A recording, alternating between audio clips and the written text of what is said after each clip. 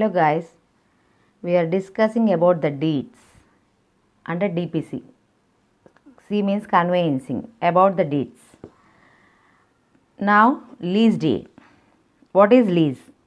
A lease of immovable property is a transfer of a right to enjoy such property made for a certain time, express or implied, or in perpetuity in consideration of a price paid or promised, or of money, a share of crops, service, or any other things of value to be rendered periodically on specified occasions to the transferee who accepts the transfer on such item.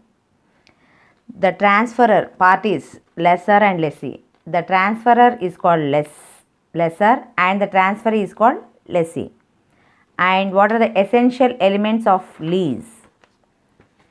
That are the parties to the lease, that is lessor and lessee must be competent to the contract under section 10 of the Contract Act.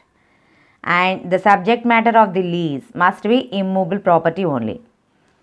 Next, the lease involves a transfer of interest in land, that is the right of enjoyment which creates right in rem, means in general. The duration of lease, it must be for certain time, express or implied. Next, the consideration, either premium or rent or even premium plus rent. Registration of lease deed is also necessary. Next, termination of lease. The lease can be terminated by the expiry of time. It terminates on death of lessor or lessee. It does not terminate because it is heritable also. Next, on happening of an event on which the term depends, whereby termination of lessor's interest. Next, by merger, by express surrender, by implied surrender, by forfeiture, and by notice to quit. Next, a monthly tenancy can be terminated by a notice in writing. That notice should be of 15 days. 15 days notice must expire with the end of a month of tenancy. It should be served in the manner prescribed in the section under TP Act. Next, coming to the point of gift deed. What is gift deed? A gift is the transfer of certain existing movable or immovable property made voluntarily and without consideration by one person called donor to another person called donee and accepted by or on behalf of the donee. So, the parties to the gift are donor and donee. And essential elements of gift are, there must be transfer of ownership from one person to the another, from donor to donee. The ownership must relate to property in existing. It must have been made voluntarily, without coercion, undue influence, etc. The transfer must be without consideration. There must be two parties, donor and donee. The donee must accept the gift. Donor must be competent person to give the gift under section 10 of Indian Contract Act. Next, what is will?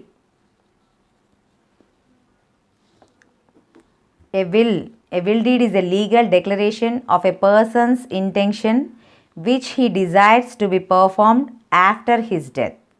So, the will come into the action after the death of the person who writes a will, that is the testator. In other words, we can tell that a testator is the person who has made a legally valid will before the death. The will should be attested by two or more witnesses in the presence of the testator. The attesting witnesses need not know the contents of the will. They are only witnesses to the signature or mark of the testator. Next, will takes effects after the death of the testator only. Will is revocable during the lifetime of the testator. Will can be made on plain paper, need not be on a stamped paper. Registration of will is not compulsory. It is not optional only. So, parties to the will are testator and legatee. Testator is the person who has made a legally valid will before the death of the testator. Legatee means beneficiary by the will. So, on whom the will was executed and the benefit was to the legatee. Next, promissory note under section 4 of NI Act, Negotiable Instruments Act. A promissory note is an instrument should be in writing containing an unconditional undertaking signed by the marker to pay a maker to pay a certain sum of money only to or to the order of a certain person or to the bearer of the instrument. This is promissory note. Next, general power of attorney. What is the meaning of general power of attorney?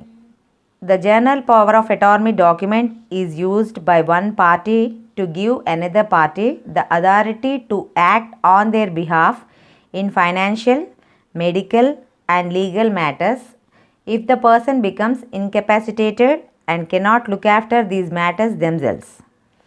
This is an important document to have in an emergency because unless a person puts their wishes in writing, then they will not be honored if they become incapacitated. Next, relinquishment deed. Relinquishment deed is a legal document or instrument where a person legally or formally gives up or releases his legal rights of the said property, any property, either movable or immovable, being relinquished in the name of some other person. This is one of the modes of transferring rights of an immovable property. So, this is called relinquishment deed. Thank you for watching my video.